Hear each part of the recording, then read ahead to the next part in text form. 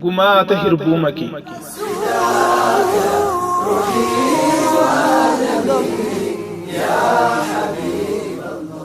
gaafa waa jechuuf ta'e dubbiidhaan lafaa kaanaa hammaaranii dhuguun hin irrisu galaana. Tokko lama jechuun lakkoofsa fixuun ta'u qocaan dafqee fiigus yoomuu fardan ga'u. Isin abbaan jaalalaa kan iftanu fuula, abbaa akhlaaqa gaarii kan toltani kuula. Isin abbaa haqaa, isin abbaa galaa kan rabbiin filate nama cufa caalaa. Fidaayii keessanii anatu of kennataa kan maqaan kan keessan ta'e barjaa jannata. Ashrafal kalqi goota sodaa hin dabne, gara laafessa namaa arjaa qixa hin qabne. Osoo isin hin dhalatin beekame waa'een keessan, addunyaa har'aa borii keessa kabajaan kan teessan. Ulul azmi olii caalaa kalqii mara, faanni keessan milkii qabatanu karaa.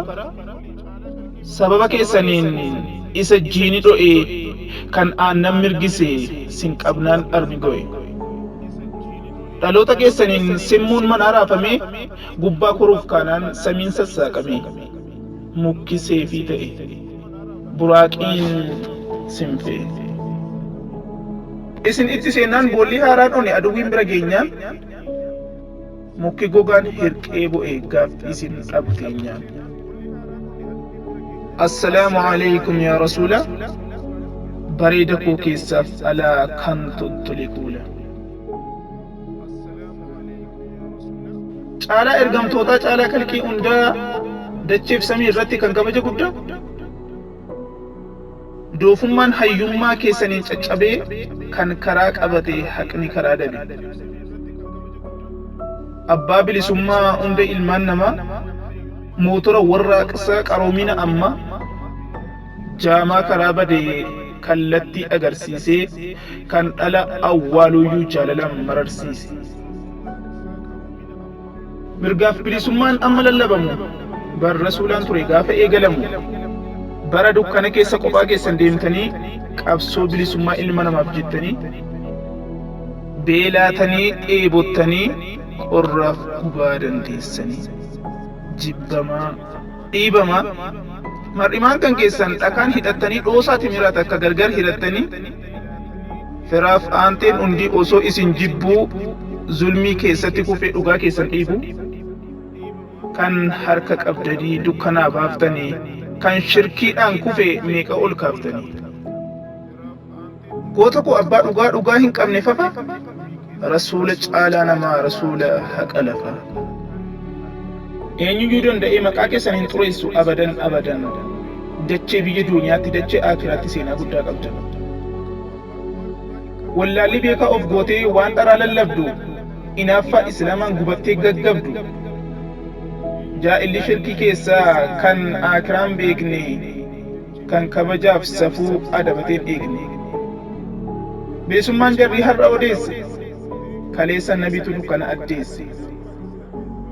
Osoma hin taaneyyuu kan biyya geggeessu, guutuun isiitiyyuu nabiyyii kan keenya maqaa balleessu abadan hin dandeessu.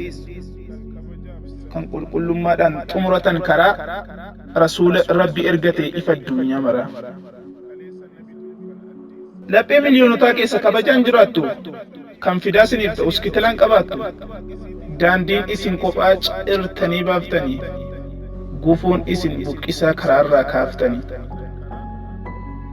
Amma miliyoonota tokko irra yaa'a, inshaallah adeemee bor jannata ga'a. Wallaahi ana cinaatti maqaan isin hin badu, yaa rasuul naaf beekaa gumaatan irraa qabna.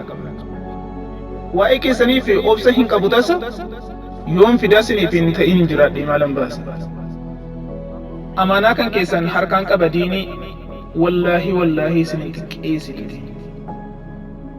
Yartuun ofiif baddii didiigamee deega, kufees jilbeenfadheen kabaja keessan eega. Addunyaa mara keessatti kan diinitti mantu, wallaahi milkooftee abadan hin galtu. yoo sin tuqan isaan fagaatee hin qaqqabneef rasaasni kan koo du'aa'ii isaanan badduu baasa osoon jiruu diiniin hin cabu lakki ofi kufeen diinii koo ol kaasa nan amana abdadha mindaan koo jannata akka ta'e kabaja diiniif jecha ulfina rasuuliif jecha lubbuun miiq akka ba'e rasuulas ni qabda diini yaa carraa kee gumaatan harkaa qaba gumaata hirbuma kee ammaartamaa أبي وأمي يا رسول الله فداك روحي ودمي يا حبيب الله فداك أبي